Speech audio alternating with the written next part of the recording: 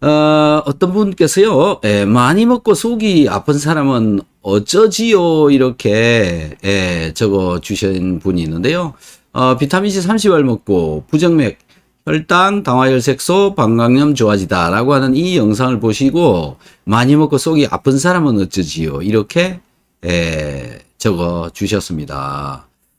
저는 이 글을 보고 어떤 생각이 드냐면 이분은 비타민C를 많이 는 먹지 않는 사람이다라는 거 한 가지 하고 이분은 속이 쓰린 적은 없었다라는 겁니다. 그러니까 미리 겁을 먹고 많이 먹으면 저게 속이 쓰릴 텐데 이런 생각을 하시고 속 쓰리면 어쩔 거냐 이렇게 지금 묻는 것이다 라고 생각이 되어집니다. 글 쓰신 분 아니시면 아니라고 적어 주십시오. 분명히 많이 드시고 속이 쓰려 본 적은 없을 것이다. 나는 합니다. 네. 자, 비타민C 먹고 속이 쓰린 경험이 있다 그러면 아예 대놓고 비타민C 먹고 속이 쓰려 죽겠습니다. 이런 얘기를 적습니다. 아예. 근데 저분은 그렇게 적지 않았다라는 것으로부터 미리미리 겁먹고 저렇게 적고 있다라는 겁니다. 그래서 많이 먹으면 속 안 쓰리다라는 것을 제가 보여주는 수밖에 없지 않느냐. 라는 건데요. 비타민C가 생긴 모양이 알이 이따만 하고 있죠. 굉장히 크죠. 그 사이즈, 그 다음에 얘가 시다. 이것 때문에 얘를 먹으면 속이 무진장 쓰릴 것이다. 이런 상상을 미리미리 하고 있다라는 건데요. 비타민C는 실제적으로 속을 쓰리게 하는 게 아닙니다. 비타민C는 속 쓰리게 하지 않는다. 과일 속에 들어있는 구연산은 많이 먹으면 속 쓰리게 합니다. 산도가 굉장히 강하기 때문에 그렇습니다. 비타민C는 그렇지 않다. 산도가 강한 게 아니다. 그리고 먹는다고 이게 다 산으로 바뀌는 것도 아니다. 왜 그러냐면 pKa가 다르기 때문에 그렇습니다. 화학적으로 속 쓰리게 하는 게 아니다. 그런데 왜 속 쓰리냐? 이렇게 물을 수가 있죠. 왜 속 쓰리냐? 위장벽에 염증을 가지고 있는 사람이, 위장이 약하고 좋지 않은 사람이 제일 심하게 속이 쓰린 경우가 위장벽에 염증을 많이 가지고 있는 경우에 일어난다라는 겁니다.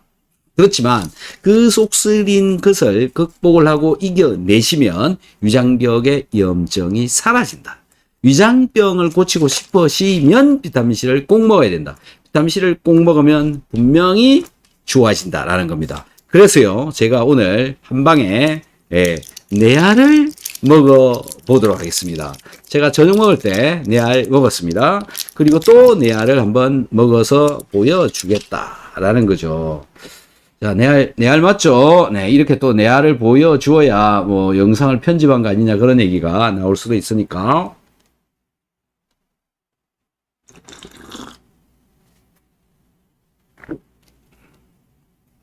자, 이렇게 먹는 겁니다. 컵 속에 뱉어낸 거 아닙니다. 또.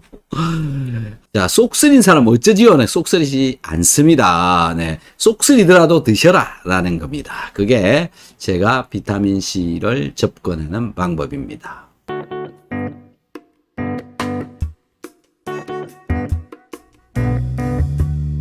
자, 다음 걸 또 한번 볼까요? 네, 나도 비타민C 열심히 먹고 있습니다. 지루성 두피 염증이 좋아졌습니다. 너무 감사해요. 이렇게 적어주셨습니다. 지루성 두피 염증을 가지고 계시는 분들 있으시면 비타민C 열심히 챙겨 드셔보시기 바랍니다. 왜 지루성 두피 염증이 사라질까라는 겁니다.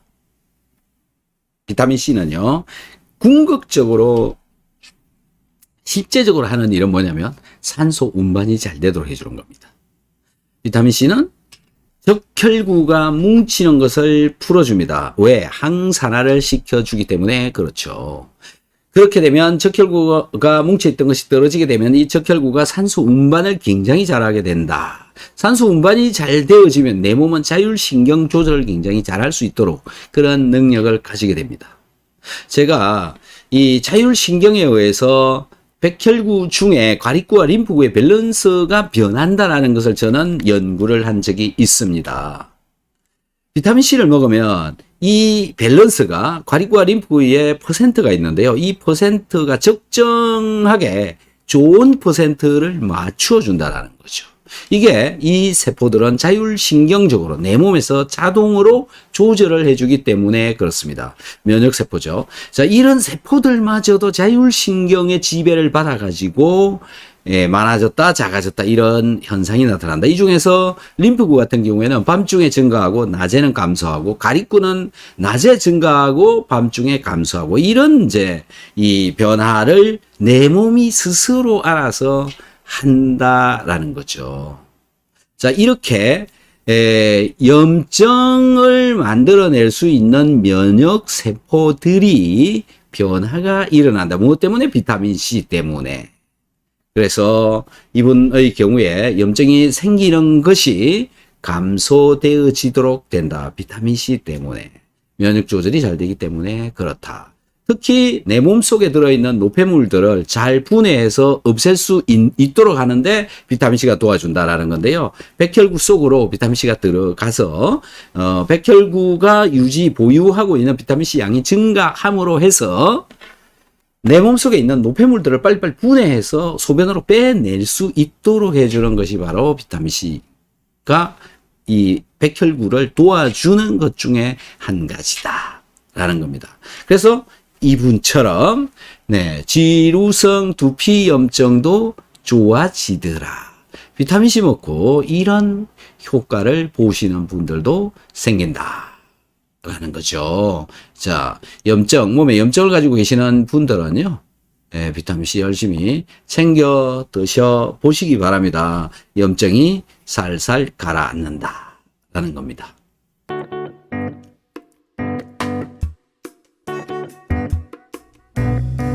자, 다음 댓글 또 읽어 보겠습니다. 박사님, 제 댓글을 말씀하셨네요. 사실입니다.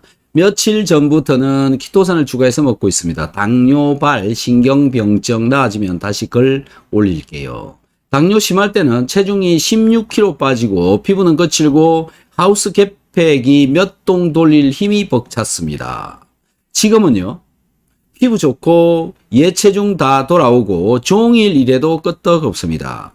당뇨인 분들은 박사님의 소금 원리 이해와 비타민C로 건강 찾고 희망 일구면 참 좋겠습니다. 당뇨인에게 박사님의 강의 실천은 최고의 복을 찾는 길이 될 것입니다.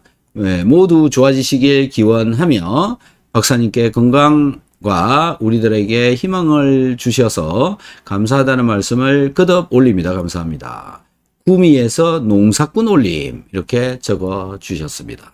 자, 이분에 대해서는 어제 제가 이분이 올려놓은 글을 읽어 드렸습니다. 그래서 이분이 굉장히 좋아지셨다. 그런 글을 올려주셨는데요. 그걸 제가 소개를 내가 여러분들한테 해드렸고, 그리고 다시 이제 또 글을 이렇게 적어 주셨는데요. 아직도 그 당뇨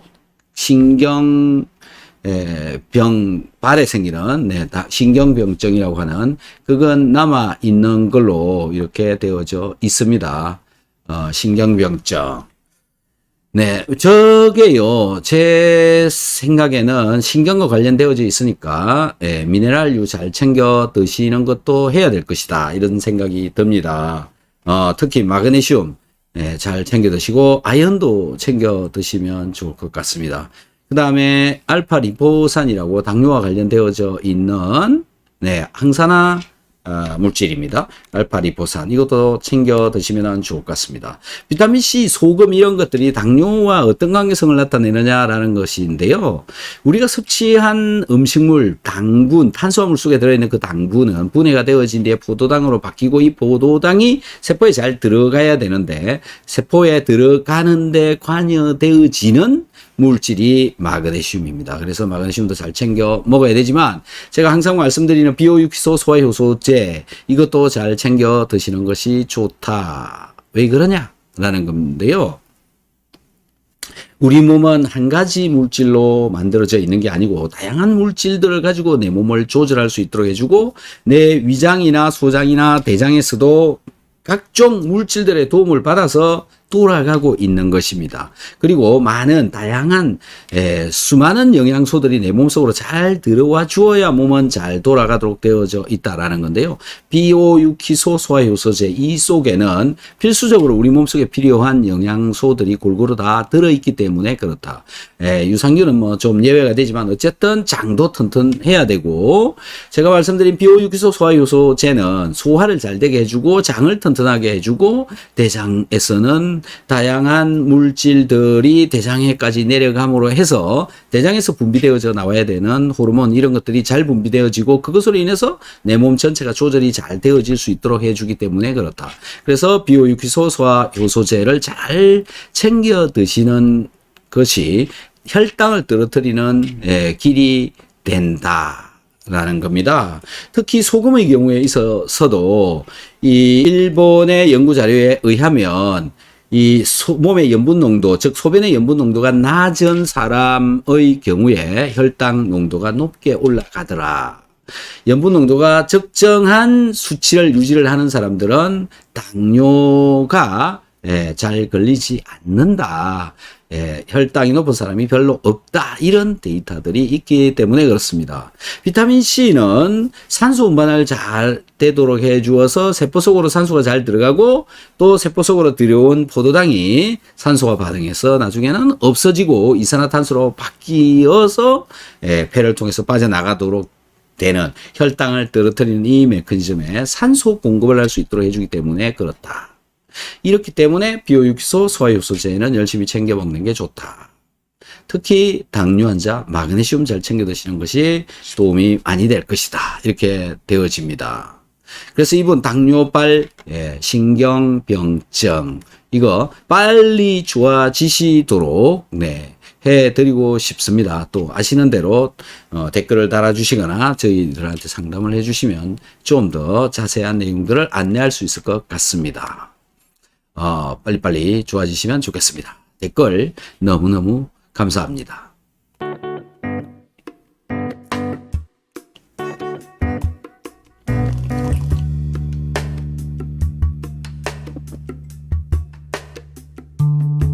세포 내 염분 농도가 낮으면 호흡으로 배출되지 않아 장 속에 가스가 잘 찬다는 거죠?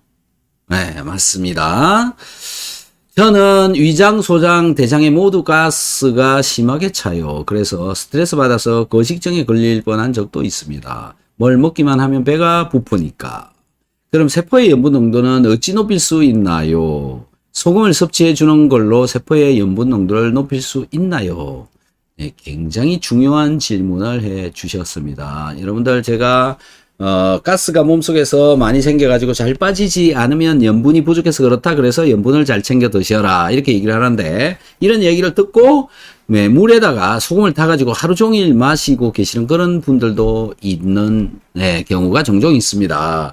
근데 그렇게는 드시지 마라. 이렇게 말씀드리고 있고, 그 이유는 뭐냐면 내가 물에다가 소금을 타가지고 마시면 그게 위장으로 들어와서 흡수돼가지고 혈액으로 들어가게 되고, 들어온 소금, 그건 염분 농도가 올라가게 되고, 올라가면 몸에서 문제가 발생하기 때문에 들어온 소금을 소변으로 그냥 빼내버립니다. 자, 염분 농도 높이려고 소금 물을 하루 종일 마셨는데 소변으로 다 빠져나가 버리니까 꽝입니다. 그러면 언제 먹으라는 얘기냐라는 건데요.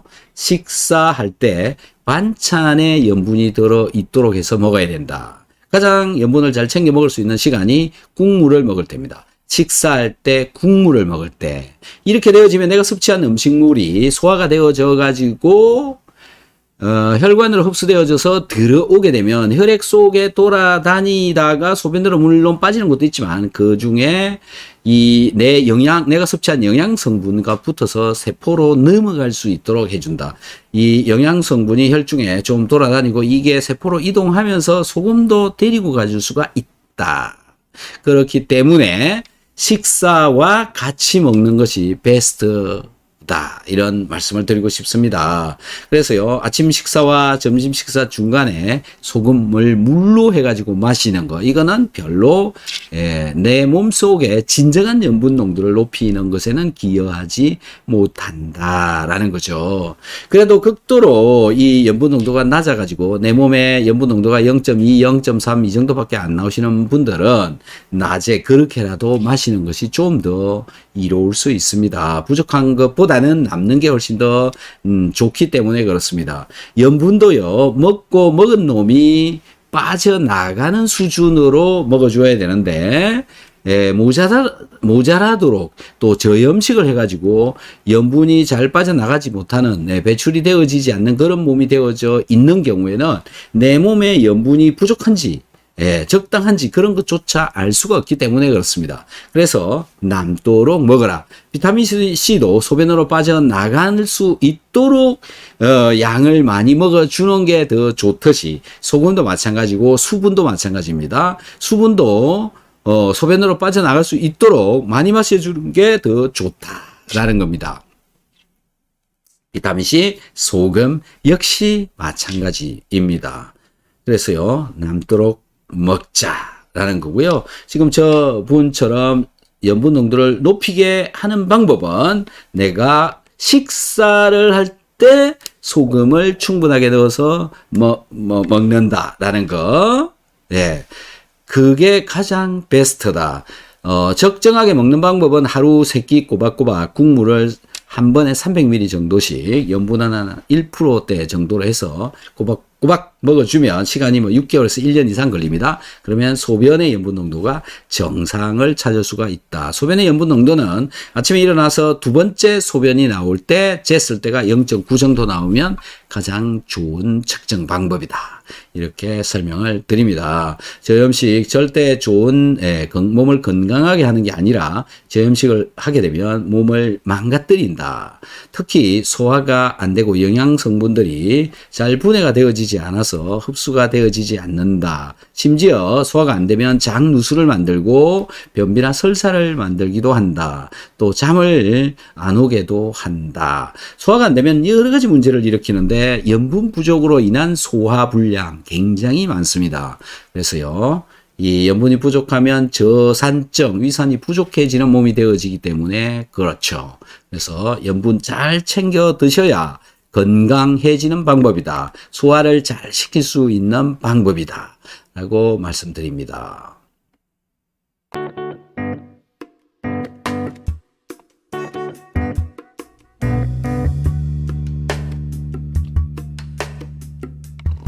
자, 어제 말씀드린 이야기 중에요.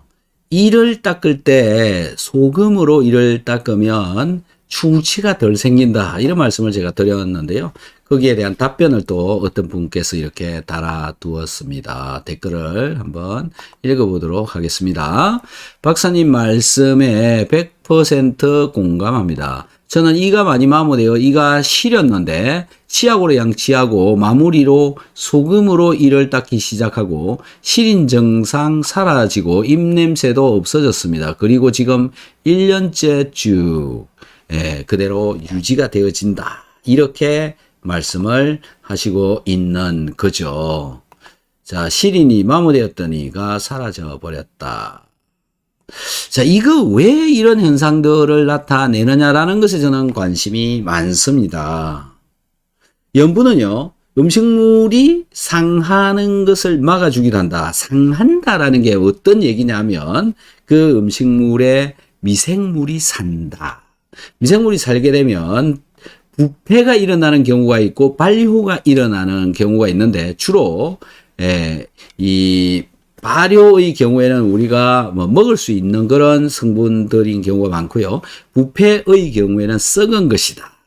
그래서 나쁜 물질들이 많이 생기고 먹을 수 없는 그런 상황이 벌어진다라는 건데요. 우리 입속에서도 미생물이 삽니다.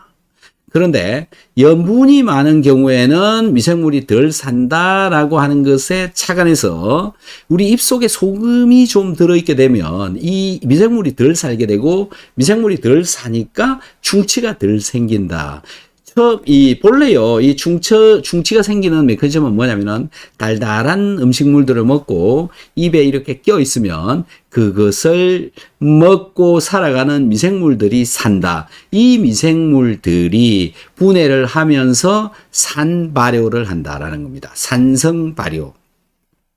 그래서, 입속에 산성 물질이 만들어져 나옵니다. 주로 보면은 뭐, 식초, 아세테이트, 프로피오닉 애시드, 그 다음에 뷰칠릭 애시드와 같은 그런 유기산이 만들어져 나오죠. 이런 산들이 입속에 계속 지속적으로 미생물에 의해서 만들어지면 거기가 이가 썩는다. 여러분들이 말하는 썩는다, 충치가 되어진다. 이렇게 되어지는 거 결국 당분 산 때문에 그렇게 되는 것이고, 출발 원인은 무엇 때문이었냐면 미생물 때문에 그렇다. 그래서 우리 입속에 미생물을 덜 살게 하면 되지 않느냐라는 건데요. 덜 살게 하는 방법은 뭐 불소 치약을 쓰기도 하지만은 그거는 닦고 나면 금방금방 사라져 버린다라는 건데요. 소금으로 이를 닦으면 그 소금기가 입속에 헹궈내도 남아 있습니다. 뭐 여러분들 소금으로 이따가 보시면 아실 텐데요. 소금으로 이를 닦고 나서 물로 몇 번을 헹궈내도 소금기가 잇몸 속에 남아 있습니다. 이것 때문에 미생물이 못 살게 되고 미생물이 덜 살게 되고, 그리고 최종적으로 예를 들어서 오늘 저녁부터 내일 아침까지 치약으로 이를 닦았을 때와 소금으로 이를 닦았을 때, 최종적으로 내일 아침이 되었을 때 이 만들어진 생성되어진 미생물의 숫자는 소금으로 닦았을 때가 훨씬 더 적다. 이건 뭐 여러분들이 직접 경험해 보시면 금방 알 수가 있습니다. 입이 텁텁하거나 입속에 뭐 어떤 일이 벌어지는, 미생물로 가득 차 있는 입이 한가득, 그런 것들이 훨씬 더 소금으로 닦고 나면은 깔끔하다, 깨끗하다, 아침도 훨씬 더 미생물이 덜 있는 것 같다. 이렇게 되어집니다. 우리 몸속에도 염분이 충분하게 있어야 미생물이 덜 자라고, 미생물이 덜 자라야 각종 염증도 훨씬 더 덜 생기기 때문에 그렇죠. 소금으로 이를 닦아 보시고요. 소금으로 한번 시작하는 게 굉장히 어려운데, 그러신 분들은 치약을 바르고 치약에다가 소금을 조금만 넣어 가지고 이렇게 닦아 보시는 것도 괜찮습니다. 그렇게 한번 해보셔서 튼튼한 이가 만들어지시면 좋겠습니다.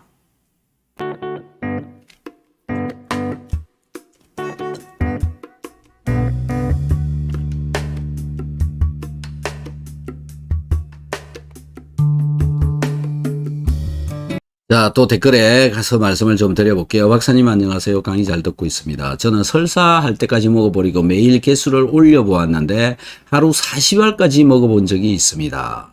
특이사항은 약간 설사 이외에, 설사기 이외에는 없더라고요. 현재는 식후 3 내지 5알, 하루 9에서 9알씩 먹고 있습니다. 자, 비타민C 드시고 계시는 분들 두려워하실 필요가 없습니다. 일단 한번 먹어보시면 되는데, 처음에 그냥 한 알 정도만 먹어도 됩니다. 식후에 드시고 그러시면은 아무런 느낌 없이, 문제 없이 아마 먹을 수 있습니다. 위장에 염증이 계시는 있는 이런 분들도 식후에 먹으면 훨씬 더 덜하니까요. 한 알 먹고 조금 속쓰림이 나타난다든지 뭔가 느낌이 온다 그러면 반알로 줄이시면 됩니다. 그렇게 해서 도전을 해보시고 조금씩 늘리시면 위장에 생긴 염증은 빨리빨리 잘 없어진다. 그렇기 때문에 꼭 먹는다. 자, 이분 하루에 9개에서 15개씩 먹는다. 40개까지도 먹어보았다. 아무렇지도 않더라. 네. 이렇게 적고 있죠. 네. 그렇죠. 아무렇지도 않다. 그러니까 비타민C는 속쓰리게 하는 게 아니다. 몸을 나쁘게 하는 게 아니다. 라는 거고요. 개수는 설사하기 직전까지가 적당량인데 내 몸에 어떤 불편한 곳이 있다 그러면 수량을 자꾸 늘려보시면은 알 수가 있고요. 설사하기 직전까지 늘려도 보시고 줄여도 보시고, 그건 뭐 본인들이 잘 관리를 하시면 되는데, 어떤 지병이 있어가지고 이게 잘 개선이 되어지지 않는다라고 한다면 어떤 질환이든지 상관이 없습니다. 수량을 한번 늘려보시면은 금방 변화를 느낄 수가 있다라는 건데요. 비타민C 양이 늘어나면 몸속에서 가스 발생량이 증가하기도 합니다. 아니, 비타민C를 늘려서 먹는데 가스가 왜 증가하느냐? 가스가 왜 증가하느냐라는 건데요. 가스는 어디서부터 온 것이냐? 내가 섭취한 탄수화물, 내가 섭취한 음식, 이 분해되어져서 만들어진 게 가스입니다. 그 가스는 배를 통해서 호흡할 때 계속 빠져나가고 있는 건데, 예, 이 빼내는 능력이 비타민C를 많이 먹어버리게 되면 빼내는 능력보다 생성되는 능력이 더 증가한다. 비타민C를 먹게 되면 많이 먹으면 왜 가스 발생량이 증가하느냐? 산소 공급량이 증가하고 그렇기 때문에 신진대사가 잘 되고 세포대사가 잘 되어져서 세포가 포도당을 많이 없애고 이산화탄소를 많이 생성을 해서 가스가 내 몸속에 차게 되는 것이다 라는 거죠. 그래서 이것도 시간이 지나면 다시 정상적으로 돌아옵니다. 그래서 결코 비타민C를 먹고 가스 찬다고 해서 이게 뭐 나쁜 문제가 생긴 것인가 이렇게 생각할 수 있는데요. 호전 반응하고 비슷한 그런 개념으로 보시면 됩니다. 당연히 비타민C가 많이 들어가면 가스 발생량은 증가한다. 내 몸이 빨리빨리 못 빼내고 있어서 그런데 시간이 지나면 정상적으로 돌아온다. 자, 가스 많이 생긴다고 해서 걱정할 필요가 없다. 아, 이게 비타민C 많이 먹었다는 증거구나. 이렇게 생각하시고 열심히 챙겨 드시면 좋을 것 같습니다.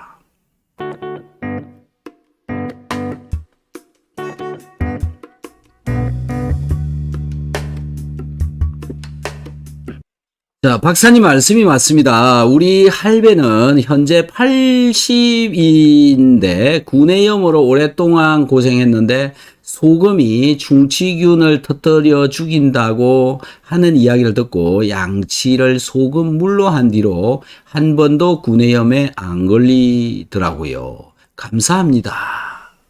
자, 이런 증거들이 있습니다. 제가 여러분들께 소금으로 양치를 해라 이런 얘기를 하는 이유, 저희 어머니가 어릴 적부터 소금으로 이를 닦고 평생 이를 소금으로 닦았습니다. 그러면서 치과에 몇 번을 갔느냐, 제가 기억하기로 몇 번 간 적이 없습니다. 정말 손가락에 10손가락 안에 들어올 정도로 치과에 별로 간 적이 없다. 소금으로 이를 닦았다. 지금도 그렇게 닦고 있습니다.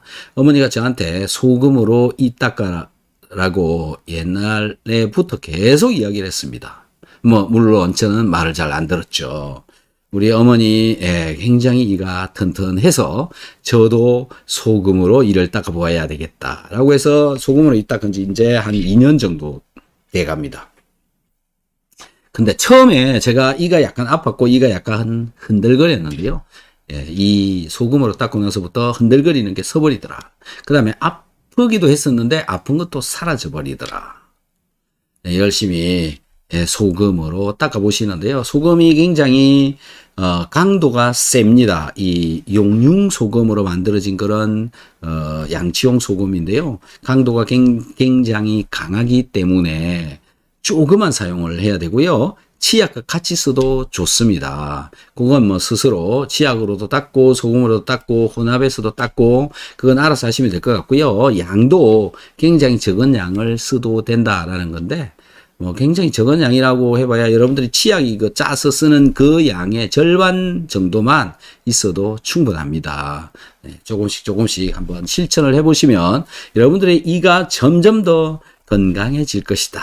저는 장담을 합니다. 미생물을 분명히 떨어뜨려 주기 때문에 그렇습니다.